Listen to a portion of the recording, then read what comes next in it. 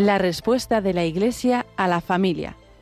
Es una conferencia de Monseñor José Ignacio Munilla, impartida el 26 de marzo de 2022 en el simposio Familia y Vida en la Universidad de Alicante.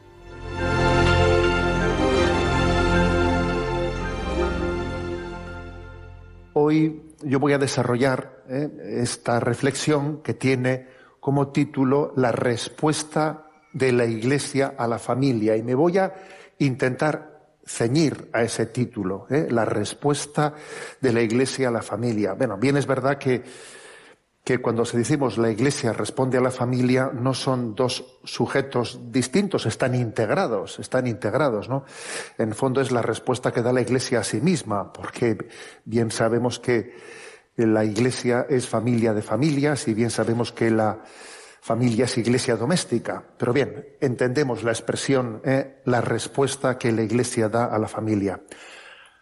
Obviamente será muy importante detectar cuáles son los retos, cuáles son las heridas, por dónde estamos sufriendo, por dónde nos estamos desangrando. El diagnóstico será muy importante.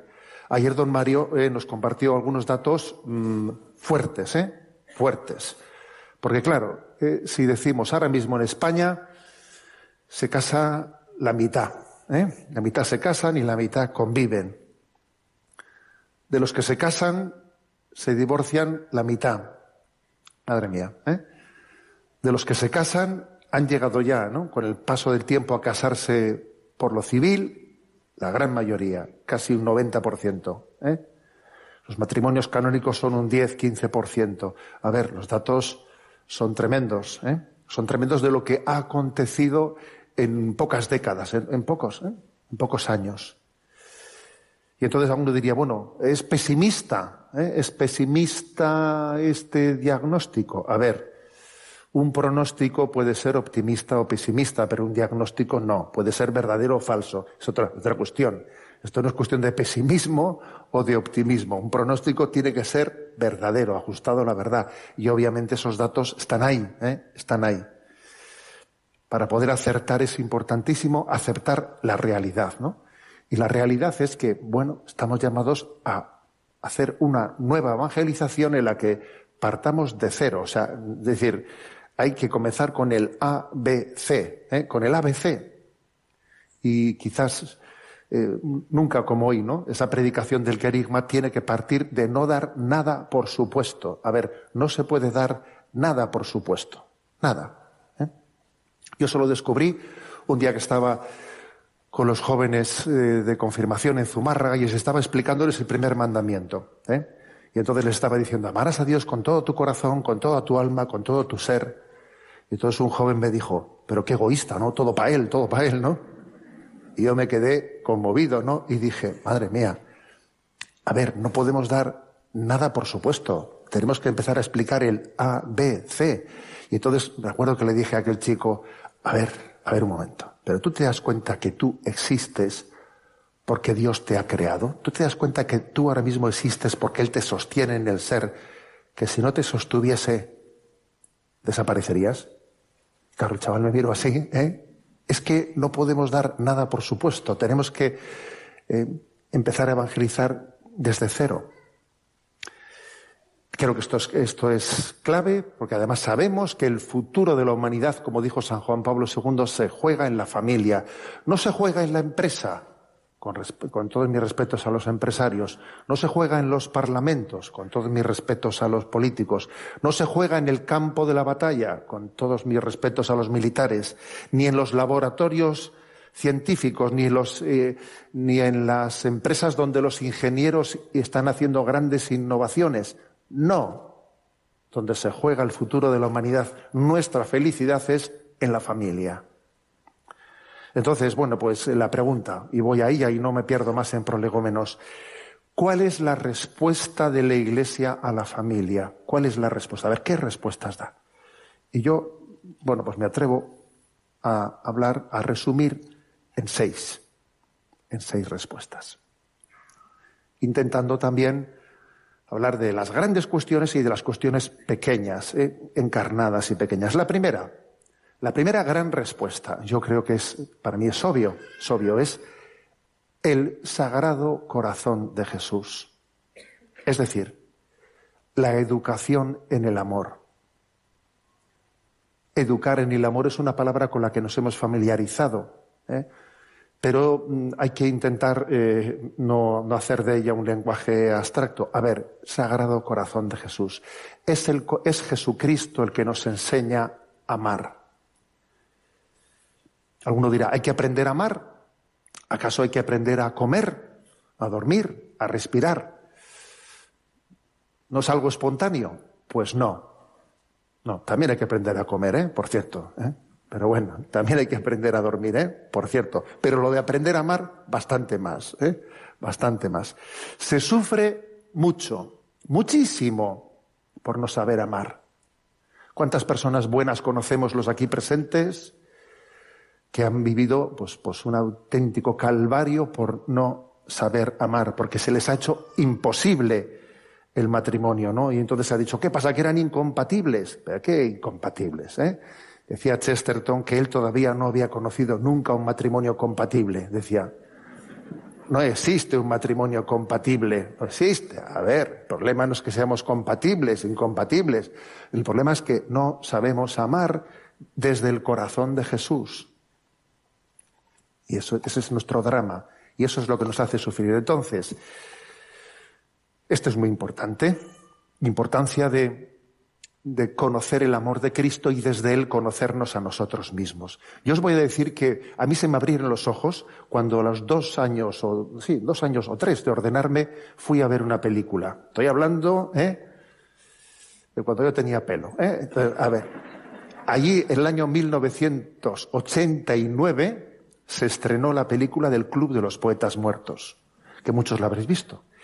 Y cuando yo vi aquella película dije, madre la que nos viene encima. Porque era una película que tuvo un triunfo increíble, pero claro, era una película que tenía detrás de ella una concepción pedagógica, una concepción antropológica, en la que, bueno, era un culto a la espontaneidad, a no te reprimas, déjate llevar por tus impulsos, por tus intuiciones, sé tú mismo, la clave de la madurez está en la espontaneidad, ¿no? A ver, era un drama, o sea, estaba escondiendo un drama, ¿no? Porque obviamente uno veía aquella película y decía, esto va a conducir a un abismo. Obviamente ha conducido a un abismo, porque partía de una antropología falsa, de un no conocimiento del drama del hombre, de un no conocimiento de que existe una herida en nosotros, un pecado original. A ver, digámoslo, un pecado original. No nos avergoncemos de esa expresión. Que si misterio es el pecado original, más misterio es cómo entender al hombre sin la existencia del pecado original. Eso sí que es un misterio. Cómo se explican muchas cosas en nosotros sin el pecado original. A ver, ¿por qué será que un niño lo primero que aprende a decir es, esto es mío? A ver, ¿por qué será? ¿Por qué será que cuesta pues esfuerzo y constancia y perseverancia el enseñarle a decir, toma, esto para ti? O sea, a ver, ¿qué hay en nosotros? ¿Qué desorden interior existe que está ligado, no solo al pecado de nuestros primeros padres, sino a ese cúmulo de desórdenes con los cuales también hemos participado, hemos recibido? Existe ese desorden, y quien no entienda ese desorden, quien no parta de la realidad, va a tener un serio problema. Si a mí me dijesen que en una universidad laica se le permite a la Iglesia Católica pues tener una cátedra de teología, pero que tengo que elegir una asignatura solo. A ver, una asignatura para delante del mundo universitario. Estamos en un paraninfo universitario, ¿no? A ver, elija usted una asignatura para hacer presente el hecho cristiano ante el mundo universitario. ¿Qué asignatura elegiría? A ver, antropología teológica. Elegiría sin duda la antropología teológica, porque es necesaria, es absolutamente necesaria para entendernos, para conocernos desde la revelación de Jesucristo, desde esa revelación. Dice San Hipólito, conócete a ti mismo mediante el conocimiento de Dios que te ha creado. Y dice Santa Teresa de Jesús, a mi parecer jamás acabamos de conocernos si no procuramos conocer a Dios. Entonces la antropología teológica es clave, ¿no? Soy imagen y semejanza de Dios. ¿Cómo he sido creado? Conocerme a la luz de Dios. Entonces, el no conocimiento del amor de Jesucristo es fuente de muchísimo sufrimiento. El mundo sufre porque no ha conocido el plan de Dios y porque no ha conocido la redención de Jesucristo. El mundo sufre porque no ha entendido que el corazón no es de quien lo rompe, sino de quien lo ha reparado. Que nuestro corazón es del corazón de Jesús. El mundo sufre por eso, por eso. Leí una expresión, ¿no?, de Kiko Argüello en ese libro sobre sus anotaciones que se publicó pues hace poco tiempo, en el que él dice algo que me parece potente. Los hombres solo sufren por un motivo, porque no pueden amar como Cristo crucificado. Eso es lo determinante. El no saber amar desde la cruz. Claro, si tú no has recibido de Jesucristo, del corazón de Jesús, que por algo se le representa con lanza traspasado, que por algo se le representa con una corona de espinas, si no hemos aprendido a amar desde la cruz, estamos perdidos. Entonces, ¿qué nos ocurre? Pues que si no tenemos a Jesús como modelo de amor, confundimos amar con poseer, confundimos amar con utilizar y sufrimos mucho, mucho, ¿no? Y la herida narcisista es la más determinante en este tiempo, Es una herida que configura no únicamente las nuevas generaciones, porque yo creo que hoy en día esta sociedad no se distingue tanto por las distintas generaciones. Nos hemos homologado todos por abajo. La herida narcisista, que es la imposibilidad de amar a un tú distinto de tu yo. Es el yo-yo, aquel juguete que teníamos cuando algunos éramos jóvenes, es el yo-yo, es el no poder salir del yo-yo. Y permitidme, por cierto, un breve paréntesis, porque en una de las versiones, que hay varias del mito de Narciso, en una de las versiones se narra que Narciso había sido abusado en su infancia, lo cual le había generado un sufrimiento, una herida muy grande que intentó tapar con una huida desenfrenada para adelante, en promiscuidad, con un sufrimiento tremendo que finalmente le deja en una insatisfacción que le lleva a enamorarse de sí mismo y a ahogarse en su propia imagen. Es curiosa esa versión del mito de Narciso. Pero bueno, cierro paréntesis. Entonces, el hombre y la mujer de nuestro tiempo, que tienen esa incapacidad para amar, son dignos de misericordia. Una cultura incapaz de amar porque le ha dado la espalda a Dios, y sin Dios no se entiende a sí mismo, solo ve su sombra. Tú le das la espalda a Dios y solo ves tu sombra. Fijaros, el cielo es amar a Dios hasta el olvido de uno mismo. Yo eso me suelo acordar mucho con ese famoso evangelio del Monte Tabor. Que bien se está aquí, hagamos 3 tiendas, una para Moisés, otra para Elías, y de ellos mismos se olvidan. El cielo es amar a Dios hasta el olvido de uno mismo. Y el infierno es obsesionarse en mi yo hasta el olvido de Dios y del prójimo. Entonces, clave, la primera respuesta que da la Iglesia a la familia es la educación evangélica en el amor, el Sagrado Corazón de Jesús. ¿Y esto cómo se hace? Pues vamos a ver. Pues no vamos a inventar el Mediterráneo, es volver a descubrirlo. ¿Me explico? Volver a descubrir el Evangelio, viviendo los 10 mandamientos. Escucha, Israel, escucha esto, mételo en tu corazón. Viviendo las obras de misericordia corporales y espirituales, amando al enemigo y a quien te persigue, viviendo el espíritu de las bienaventuranzas. No sé si nos damos cuenta de esto, ¿no? Por ejemplo, alguien que ha sido educado pues en su adolescencia, en su infancia, en esas obras de misericordia espirituales, corregir al que yerra, dar buen consejo al que lo necesita, sufrir con paciencia los defectos del prójimo. Ojo con esto.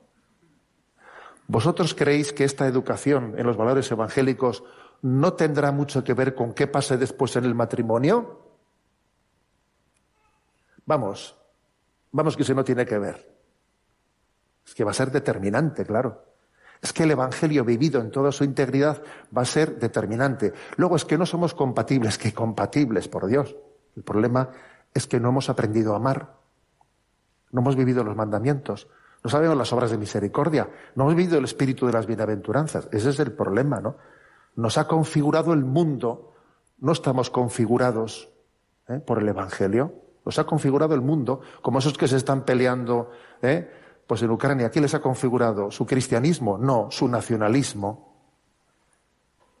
Tu cristianismo ha sido una pátina superficial, que lo que tú estás ahí peleando por tu nacionalismo, que es el que es verdaderamente determinante, y quizás nosotros tenemos el problema de que el Evangelio, en nuestra cultura de raíces cristianas, sí, pero en este momento es una leve pátina que no configura, que no nos impregna, que no es la que determina nuestra capacidad de amar.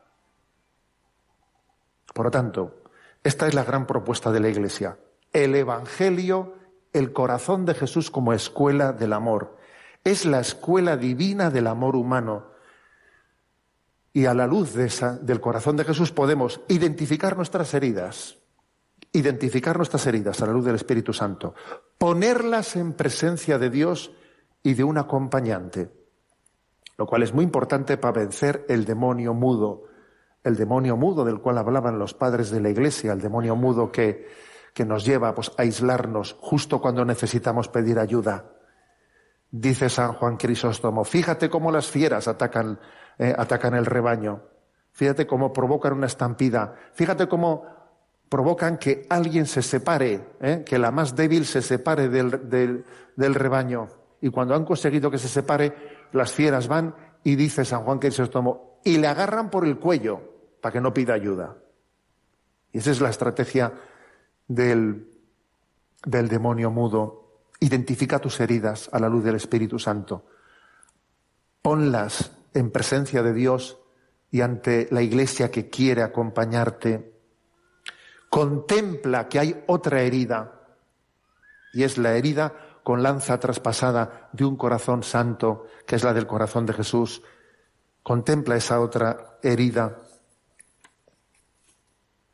Y entonces cuando lo hayas hecho, descubrirás que a la luz de la herida del corazón de Jesús, sus heridas nos han curado, que hemos sido curados por la herida del corazón de Jesús. Descubrirás que tu herida es un lugar en el que acontece la redención, que no solo es una desgracia tu herida, sino que también tu herida es ocasión de gracia, y que tu herida puede volverse gloriosa. Entonces entenderás lo que en 2 Corintios 12, ¿no? San Pablo dice, por 3 veces le pedí al Señor que me apartase esa espina que tenía clavada, y por 3 veces me dijo, te basta mi gracia. La fuerza se realiza en la debilidad. Y entonces uno dice, pues, ¿será acaso que mis heridas son el escenario en el que la redención de Cristo tiene que brillar? ¿Será que el Señor quiere que mis heridas lleguen a ser gloriosas porque Jesucristo triunfe y me enseñe a amar desde la cruz? ¿Me enseñe a amar como Él ha amado? Esta es la gran propuesta. Identificación, aceptación, sanación de nuestras heridas en ese escenario del corazón de Cristo. Verdadera escuela de amor. El mundo solo sufre por una causa, por no saber amar desde la cruz de Jesucristo. Segunda respuesta. Doy un paso más. La importancia de la presentación íntegra de la verdad moral. Una presentación íntegra de la verdad moral. Además de voluntad tenemos intelecto. Además de aprender a amar es necesario conocer la verdad para encontrar sentido a la vida. Y la verdad nos hará libres, ¿no? Entonces esto del conocimiento de la verdad es muy importante. Somos hijos de San Juan Pablo II, ¿no? Muchos de los que estamos aquí presentes, y él nos dejó el Catecismo de la Iglesia Católica publicado por la Iglesia en pleno tiempo de relativismo. ¿Sabéis qué milagro es que en pleno tiempo de relativismo se dé a luz una expresión en la que se recoja como con una extensión, con una nitidez, como jamás en la historia de la Iglesia se había hecho, de todo el conjunto de la revelación? Eso es un milagro que exista el Catecismo de la Iglesia Católica. Eso es una maravilla. Solamente se explica pues porque la Iglesia es de Dios, que se pueda dar a luz eso en pleno relativismo, ¿no? Entonces, esa es nuestra respuesta. El conocimiento íntegro de la verdad moral, de la revelación del Señor. Y por cierto, hay 3 niveles en este conocimiento, 3 niveles. Y hay que llegar hasta el tercero. Y sin llegar al tercero, no estamos consolidados. El primer nivel es creer, ¿no? Creer profundamente, acoger la revelación. El segundo es testimoniarlo con nuestras palabras y nuestra vida ante los demás. Pero el tercero, que es un poco antipático y que el mundo se quiere escaquear de él, es rebatir los errores. Y hay que llegar al tercero, porque si no se rebaten los errores, entonces, si no se identifican, se nos acaban infiltrando y acabamos pensando con criterios mundanos. Y cuando Jesús le dice a Pedro, Pedro, tú piensas como los hombres, no piensas como Dios, está desenmascarando en él pues criterios mundanos. Luego, hay 3 niveles en el conocimiento íntegro de esa verdad. Uno es la recepción íntegra. Otro es el testimonio, el compartirlo ante los demás. Pero un tercero es también el rebatir los errores. O sea, es necesaria la apologética, una apologética que lleve a cabo también una batalla cultural. La batalla cultural es necesaria. Sin batalla cultural es que en el fondo, digamos que vivimos en un buenismo como si todo fuese compatible. Pues no, todo no es compatible. Todo no es compatible. En la Iglesia Católica tenemos la capacidad de entrar en diálogo con quien piense absolutamente lo contrario de nosotros, y con Jesucristo nos enseñó a tener esa capacidad de conexión, de amor gratuito a las personas, sin que eso suponga relativismo ninguno, sino tener la capacidad de desenmascarar los errores y de llevar una apologética en la que brille la luz de la verdad, ¿no? La verdad nos hace libres. No sé si recordáis, hace años ya, hubo un pequeño debate en el que estuvieron don Antonio Cañizares y el entonces presidente Rodríguez Zapatero, y tuvieron un encuentro pues ante las cámaras, etcétera, y cuando don Antonio pues decía la frase de Jesús, la verdad nos hará libres, pues Rodríguez Zapatero le respondió que la libertad nos hace auténticos. O sea, le dio la vuelta a la frase de Jesucristo.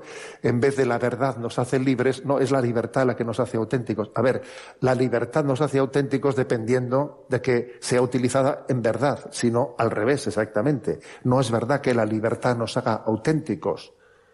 La libertad solamente dignifica al hombre cuando está utilizada para la finalidad para la que hemos sido creados. De lo contrario, nos lleva a la destrucción. Entonces, del relativismo ha nacido un concepto de libertad desvinculado y falso. Y la prueba de esa falsedad es que,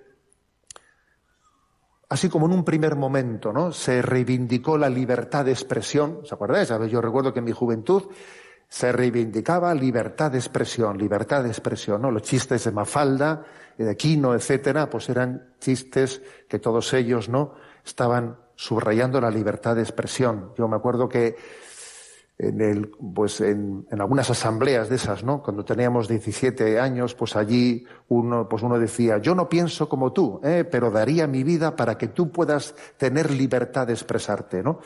Bueno, eso se decía entonces, ¿no? Se enarbolaba la libertad, pero como era una libertad que estaba desvinculada de una verdad, con el paso del tiempo, cuando quien reivindicaba la libertad ha alcanzado el poder, y ha conseguido él moldear la cultura desde su relativismo, entonces se ha acabado la libertad. Entonces se ha acabado ya, cuando uno ha llegado a tener la sartén por el mango, ya se acabó. Ya no se habla de libertad de expresión. Ya no se habla de tengo derecho a la objeción de conciencia. No, si la objeción de conciencia era progresista cuando yo era joven, ahora es absolutamente signo de alguien carca que se obstina en no ceder ante el pensamiento dominante. A ver, le hemos dado la vuelta al calcetín. La bandera, ¿qué ha pasado con la bandera de la libertad? Que nos hemos quedado solo con el palo de la bandera. Y es un palo que ahora se convierte en la cultura de la cancelación. Y como tú no pases por lo que es políticamente correcto, pues eres cancelado. Eres atacado por tierra, mar y aire, ¿no? Del relativismo se ha pasado a la dictadura del relativismo. Era mentira la reivindicación de la libertad. Era un timo. Era un timo. ¿Por qué? Pues porque se proponía algo desvinculado de la verdad. Eduardo Galeano, que no es precisamente, ¿no?, pues una hija de la caridad, sino que es alguien, ¿no?, nacido del mundo comunista, dice él, ¿no?, que el poder es como el violín, se toma con la izquierda y se toca con la derecha, decía él, ¿eh? Entonces tiene su gracia esto, ¿eh? Tiene su gracia, y así ha ocurrido, ¿eh? El poder el poder es como el violín, se toca, se toma con la izquierda y se toca con la derecha. A ver, tú reivindicabas una libertad y luego cuando has alcanzado el poder ya se acabó la historia, ¿eh? Entonces, tenemos que tener capacidad de ser conscientes de ¿no?, de esta falsedad, de estos errores, de esta imposición de un pensamiento único, caer en cuenta de cómo la caída del marxismo, que algunos pensamos ingenuamente que era la caída de las ideologías, no era la caída de las ideologías, sino era una metástasis que iba a reformularlas de otra forma, y ha sido sustituida por una nueva ideología, por una ideología gender, una teoría de género, en la que han confluido el marxismo y el liberalismo, curiosamente. Han confluido ambos dos. El hombre no está determinado por la naturaleza. Sexo y género son dos cosas bien distintas y entonces se reivindica una libertad desvinculada. Es la ideología del deseo, ¿no? El hombre está desvinculado de la naturaleza, ¿no? A la porra, con los genes fascistas que me van a decir a mí quién soy yo, ¿eh? Yo seré lo que yo quiera ser, ¿no? A ver, eso es un drama. Esa ideología del deseo, hago lo que me da la gana. Quienes conocen la antropología cristiana pueden decir, cuando tú dices hago lo que me da la gana, en realidad más bien deberías decir hago lo que te manda tu gana, que por cierto es una dictadora y que por cierto tiene la capacidad de disfrazarse de tu propio deseo, pero tú eres esclavo de una gana, ¿no? Entonces hay que identificar esta ideología falsa, porque esta ideología del deseo ha llevado a que nuestra cultura llegue a respirar por sus heridas. Las heridas se han convertido en pulmones. Claro, cuando alguien respira por sus heridas, vamos fatal. Las heridas tienen que ser identificadas como heridas, no hacer de ellas un lugar ideológico reivindicativo. Entonces, claro, tenemos que descubrir pues que existe una verdad moral que es absolutamente contradictorio que propugnemos el respeto a los ecosistemas, mientras que no propugnamos el respeto a la propia antropología humana, a la ecología integral humana. Y por cierto, quiero aprovechar, ¿no?, para hacer mención así de pasada a un libro recientemente publicado que me ha llamado la atención, que también se haya por lo menos, ¿no?, abierto camino en medio del mundo universitario, un libro valiente, Nadie nace en un cuerpo equivocado, publicado en torno a la Universidad de Deusto. Tercera respuesta. Apertura generosa a la vida. A ver, esto es clave. La crisis de natalidad tiene unas dimensiones tales que estaríamos ciegos si no percibiésemos en ello un signo del colapso de la civilización occidental. A ver, esto es un colapso de la civilización. Casi tiene un riesgo de ser un fin de época. Hay un texto del siglo II antes de Cristo, que no sé si conocéis, de un tal Polibio, historiador grecorromano, que cuando estaba Grecia en plena decadencia, él estaba a punto, Grecia, de ser subsumida entonces por Roma, porque entonces nacía Roma con potencia y la cultura griega estaba en decadencia, ¿no? Y una fue subsumida por la otra. Entonces dice él: en nuestros días, en toda Grecia, la natalidad ha descendido a un nivel muy bajo y la población ha disminuido mucho, de forma que las ciudades están vacías y las tierras en barbecho, a pesar de largas guerras y epidemias. Las gentes de este país han cedido a la vanidad y el apego a los bienes materiales. Se han aficionado a la vida fácil y no quieren casarse, o si lo hacen se niegan a mantener consigo a los recién nacidos, o solo crían 1 o 2 como máximo, a fin de procurarles el mayor bienestar mientras son pequeños y dejarles después una fortuna considerable. De este modo, el mal se ha desarrollado con rapidez, sin que nadie se haya dado cuenta. Polibio, siglo II antes de Cristo, justo antes de que Grecia cayese y Roma con una natalidad fuerte entrase. Luego vino la decadencia romana, y cuando viene la decadencia del Imperio Romano y comenzaron ellos en sus termas y en sus circos, ¿no?, pues a perder el espíritu fuerte, volvieron de nuevo a caer la natalidad tremendamente y vinieron los bárbaros. Entonces vinieron los bárbaros. A ver, es que esto ha ocurrido en toda la historia, que cuando entra en crisis una civilización, el indicativo clave es la crisis de natalidad. Entonces, la progresiva secularización estaba introducida ya, ¿no?, con la llegada de la modernidad, sobre todo con la Revolución Francesa, luego la Revolución Marxista. Pero yo me atrevería a señalar un punto de inflexión clave, determinante, a la hora de desencadenar esta crisis de natalidad. ¿Y cuál fue? A ver, pues el rechazo de Occidente a una encíclica profética de un gran santo, San Pablo VI, que es la encíclica Humanae Vitae. El rechazo de Occidente a esa encíclica provocó aquello que estamos viendo. El anuncio de San Pablo VI de que si se separaba el sexo de la procreación, se terminaría por separar el sexo del amor, ha acontecido. El sexo fácil ha terminado por hacer el amor imposible. La banalización del sexo ha hecho que el amor sea un sueño inalcanzable.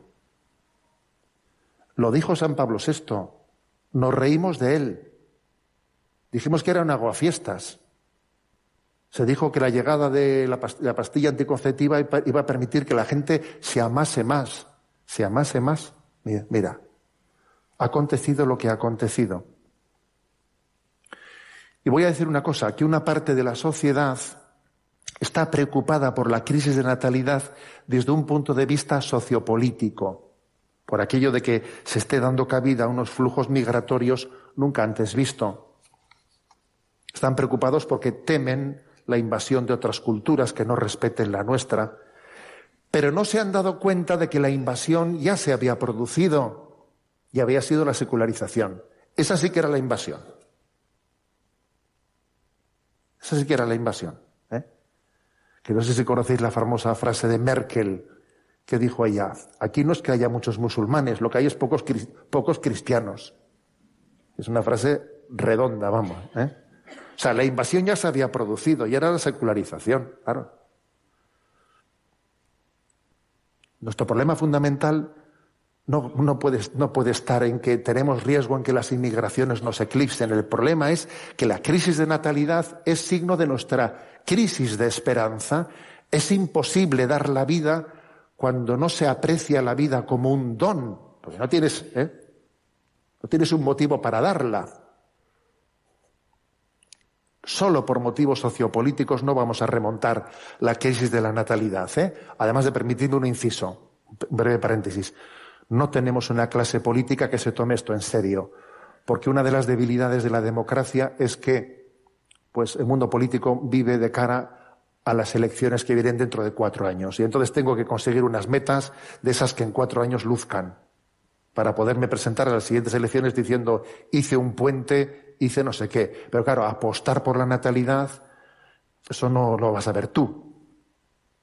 Eso tiene que tener una capacidad, una concepción de Estado, una apuesta de futuro que quien vive de cara a ser reelegido los próximos 4 años, claro, los niños que nazcan ahora no me van a votar a mí, ¿sabes? Entonces, a ver, pues claro, es muy difícil que desde esa concepción política se promueva verdaderamente la natalidad. Pocas veces, o sea, son pocos los que ven este problema fundamental. No es que venga el lobo, es que el lobo ya lo tengo dentro. Y es mi egoísmo, mi falta de esperanza, mi miedo a dar la vida, mi resistencia a coger el don de Dios, a ver que este es el lobo. El lobo está dentro de ti. Está dentro de ti. Y además, por educar a menos hijos, no los estamos educando mejor, ¿eh? No, en absoluto. El otro día en un colegio en el que estuve charlando con los profesores, me impresionó que un tutor me decía, mire, señor obispo, hemos pasado de la mamitis a la hijitis, me dijo. No había escuchado nunca esa expresión, pero me impresionó, porque claro, viene a decir, claro, es que existe un sentido posesivo, porque claro, la crisis de natalidad hace que mi hijo casi es algo... No lo he recibido como un don, lo he recibido como un deseo que yo tenía de tener un hijo en el que reflejarme, en el que volcarme, y puedo, desde mi hijitis, pues no saber educar. Por lo tanto, la gran propuesta es volver a predicar la Humanae Vitae, volver a predicarla. La apertura a la vida, la apertura al don de Dios, a no tenerle miedo al futuro, a saber que Dios está con nosotros en todo momento. A ver, fíate de Dios. ¿Te vas a fiarte más de tus planes que de Dios? ¿A dónde vas tú? ¿Qué hijo deseado ni no deseado? ¿Pero cómo puedes medir la vida desde tu deseo? Os voy a decir otra cosa, ¿no? ¿Cómo hacer esto? Mostrando la belleza de la familia ante el mundo.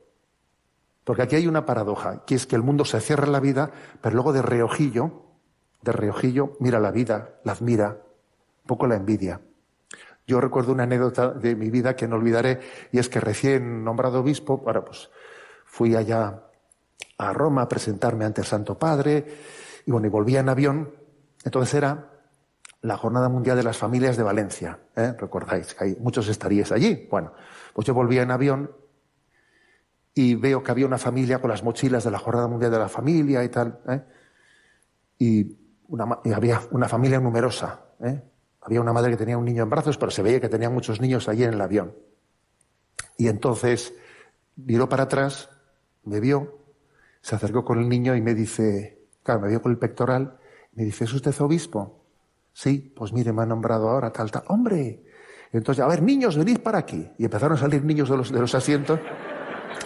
Entonces me di cuenta que se creó un silencio en el avión, porque era un espectáculo aquello. Una familia numerosa es un espectáculo, señores, es un espectáculo.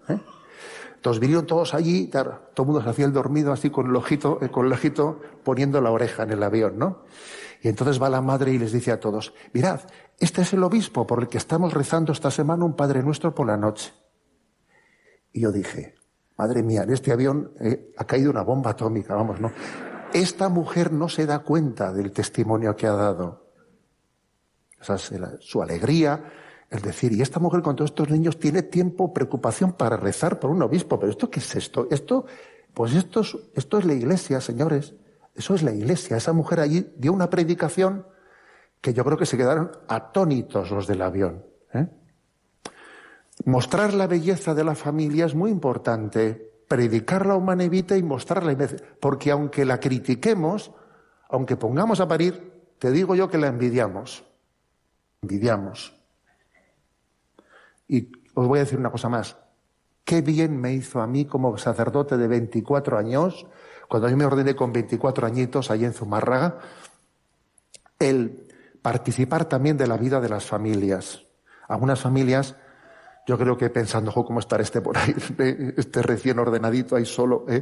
Te invitaban a su casa un sábado a la noche, una familia allí numerosa con todos sus hijos colocados allí, de manera que parece que cada uno tenía que cuidar del siguiente, y tú veías esa familia y te quedabas alucinado, claro. Lo que veías es que allí no tenían 1 metro cuadrado para uno mismo, ni un minuto privado. A ver, aquello era la guerra, en el sentido de que a tope allí, ¿no? Y veías su felicidad y su alegría, lo daban todo, ¿no? Y encima te invitaban a ti allí, Salías de esa casa un sábado por la noche viendo aquello, ¿no? Y decías, bueno, yo voy a la parroquia, ahora voy a poner un horario de despacho para que de tal hora a tal hora os atiendo. A partir de tal hora estoy... A ver, si estos dan la vida, también la tendré que dar yo, ¿no? Si estos lo dan todo, ¿yo qué? Es que no nos podemos ni imaginar hasta qué punto esa sinergia entre matrimonio, entre familia santa y sacerdocio es potente. Es un estímulo muy fuerte, muy fuerte. Entonces, esta es la tercera gran propuesta. Vamos a predicar la apertura a la vida. La apertura a la vida, a no tener miedo a transmitir la vida, a ser generosos en su transmisión, porque eso es lo único que nos va a sanar de nuestro narcisismo. Es bastante difícil ser narcisista en una familia numerosa. Bastante difícil, Bastante difícil, Claro. Cuarto consejo. Aprender a custodiarnos. Esto del ángel custodio es una cosa muy clave, aprender a custodiarnos. Existen grandes agresiones a la familia de las cuales estamos siendo víctimas y tenemos que estar atentos a ellas. ¿A qué me refiero? Bueno, pues me refiero, por ejemplo, yo cuando escuché esa famosa frase de Chesterton, una familia fuerte es como un Estado independiente, que es una frase potente, ¿no?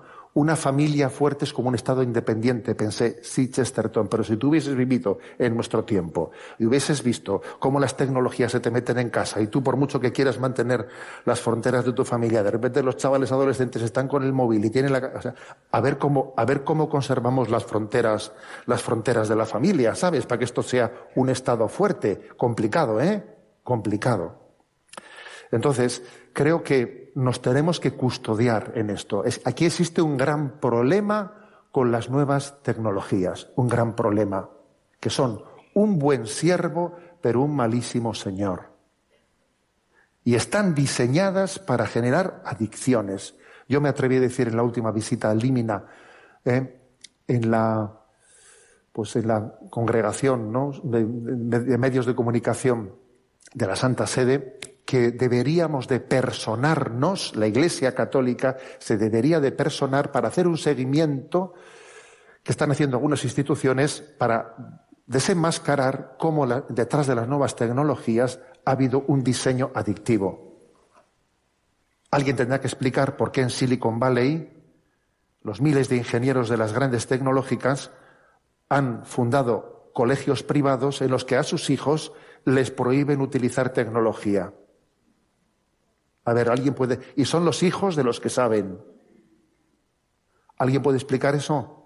Obviamente ahí hay gato encerrado. Se nos está ocultando una realidad, que es que en el propio diseño de las nuevas tecnologías hay resortes que ya son manipuladores. Y esto, claro, ahora mismo, ¿cómo nos defendemos frente a ello? La introducción de la pornografía a través de las nuevas tecnologías está minando tremendamente. Creo que es una explicación de cómo en estos 20 años se ha producido una hecatombe, un crack. Estoy convencido que el factor más clave es la pornografía. El 90% de los niños entre 8 y 16 años han consumido pornografía. 90%. Y el otro 10% en gran medida va a ser más tarde.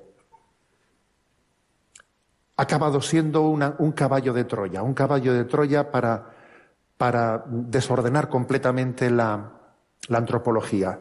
Y fijémonos bien, que estamos pasando del pan y circo de los romanos a este escenario, en el que la dictadura más consolidada es aquella en la que los esclavos sienten placer en serlo. Si tú consigues que un esclavo sienta placer en ser esclavo, bueno, tienes el mundo en tus manos, vamos. Entonces creo que nuestra propuesta tiene que ser aprender a custodiarnos.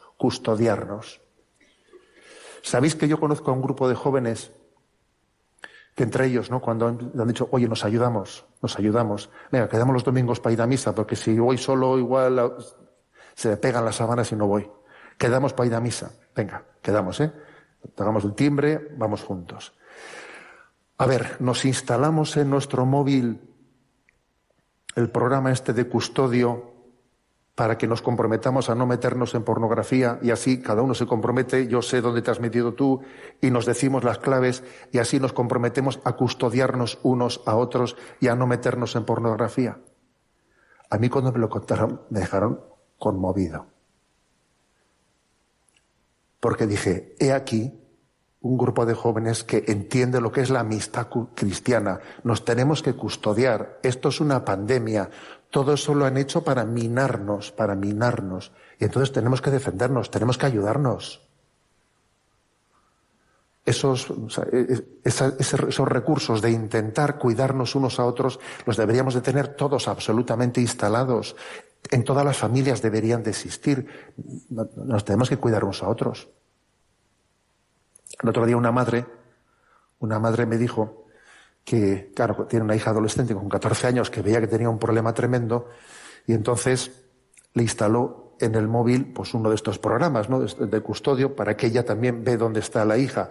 Y entonces la hija cogió y le dijo, ¿así? El móvil para ti, yo no quiero un móvil. Y entonces, claro, se ha creado una auténtica crisis en la familia que ahora me dice, rece a ver cómo termina esta crisis, ¿no?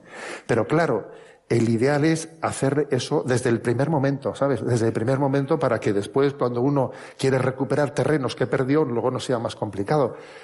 Es que nos están lavando el cerebro. Es que estoy convencido que la pandemia de la pornografía está detrás del gran drama de nuestra sociedad. Porque fijaros, porque es que incluso en la propia vida de la Iglesia, si por el día tejemos y por la noche destejemos, es lo de Penélope, que por el día tejía y por la noche destejía, es que estamos desperdiciando, ¿no?, el don de Jesucristo. Necesitamos ser ángeles custodios unos de otros. Necesitamos custodiarnos, defendernos. Quinta propuesta. La posada de la parábola del buen samaritano, la posada de la parábola. Cuando encontró un hombre herido, lo cargó sobre su burro y le llevó hasta la posada, y allí le dejó a buen recaudo, ¿no? Entonces, esa posada, ¿dónde está? ¿A dónde conducimos a las personas heridas? ¿Qué recursos tenemos? A ver, ¿a dónde conducimos la gente?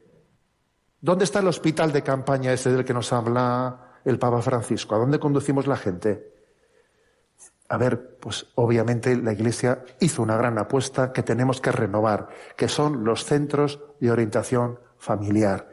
La Iglesia necesita ese espacio, necesita matrimonios de acogida que acompañen, que sean tutores, y también se necesitan lugares más profesionalizados en los que se pueda derivar, llevar, porque es curiosa esta parábola, Cuando encontró un hombre herido,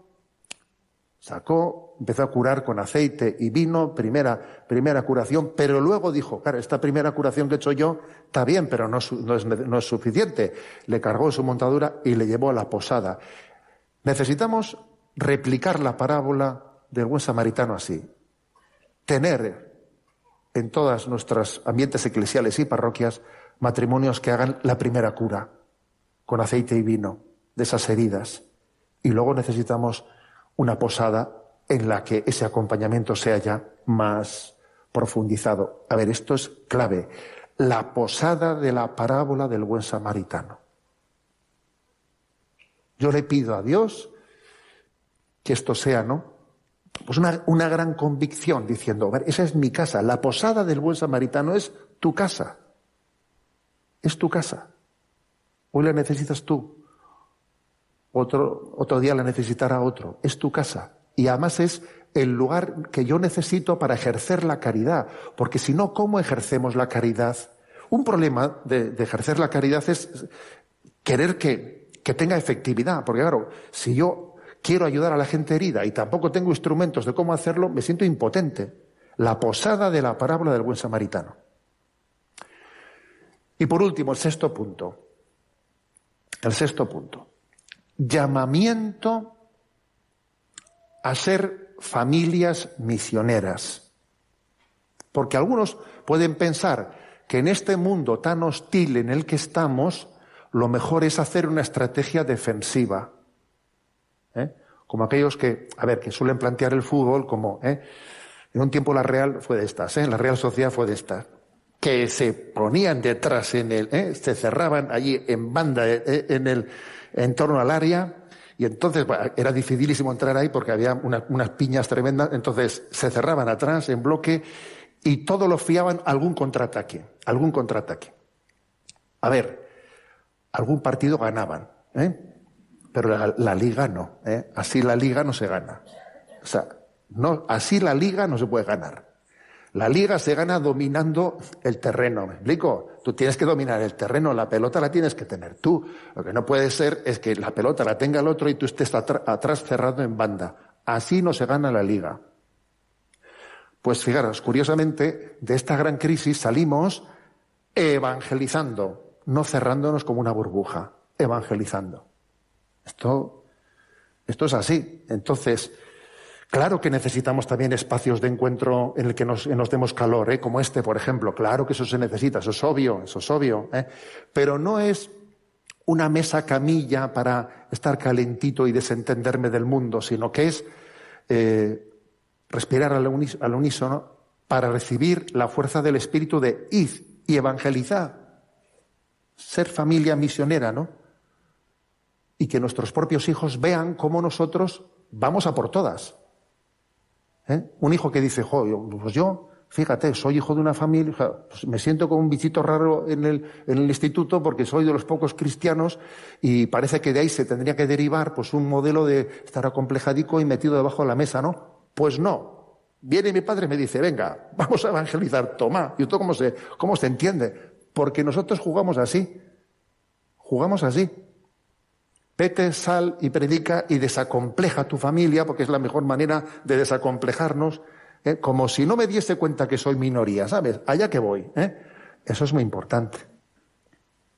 Decía San Pío de Pietrelcina de que en la vida espiritual, cuanto más se corre, menos se cansa uno. Como vayas muy lento, esto no puedo con todo. Cuando tú vas con fuerza, te cansas menos. En la vida espiritual, cuanto más se corre, menos se cansa uno. Cuanto más misionero eres, ¿sabes? Pues te sientes más en paz y más tranquilo. He comenzado con el Sagrado Corazón de Jesús y termino con él. Yo creo que esa es la clave. Nuestro corazón no es de quien lo rompe, sino de quien lo repara. Y el corazón tiene dos movimientos, sístole y diástole.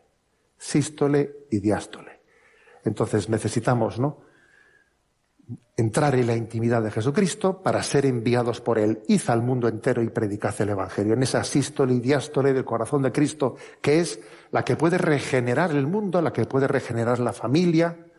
Y por eso yo le pido al Señor, ¿no?, la gracia de implementar esta gran respuesta de la Iglesia a la familia, ¿no?, en estos tres elementos, ¿no? El corazón de Jesús que nos enseña a educar en el amor, la presentación íntegra de la verdad moral, la apertura generosa a la vida, el custodiarnos mutuamente frente a las agresiones que estamos padeciendo con las tecnologías, encontrar la posada de la parábola del buen samaritano y hacer un llamamiento, ¿no?, a ser familia misionera.